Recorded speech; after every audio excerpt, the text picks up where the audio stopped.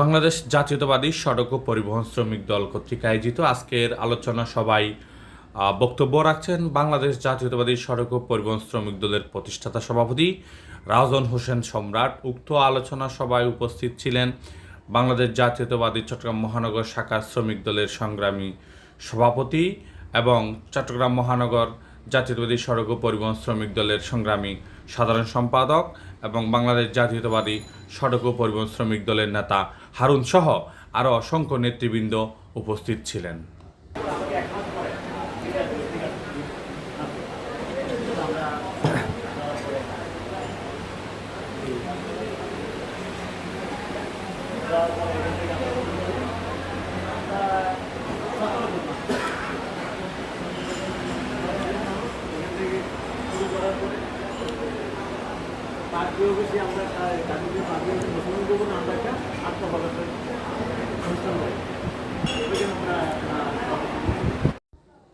উক্ত আলোচনা সভায় প্রধান বক্তার বক্তব্য রাজন হোসেন সম্রাট। তিনি বলেন, বাংলাদেশ জাতীয়তাবাদী সড়ক ও পরিবহন শ্রমিক দলকে গতিশীল করার লক্ষ্যে আমাদের প্রত্যেক নেতাকর্মীদেরকে কাঁধে কাঁধ মিলিয়ে ঐক্যবদ্ধ হয়ে রাজপথে থাকতে হবে। বাংলাদেশ জাতীয়তাবাদী দল বিএনপির জাতীয় নির্বাচনকে সামনে রেখে আমাদের পুরা দেশকে সাজাতে হবে বাংলাদেশ জাতীয়তাবাদী সড়ক ও পরিবহন শ্রমিক দলকে, এবং প্রত্যেককে নেতাকর্মীদের আহ্বান জানান অতি দ্রুত যাতে তারা এই কার্যক্রমকে বাস্তবায়ন করতে পারে সেই লক্ষ্যে নেতাকর্মীদেরকে নির্দেশ দেন রাজন হোসেন সম্রাট।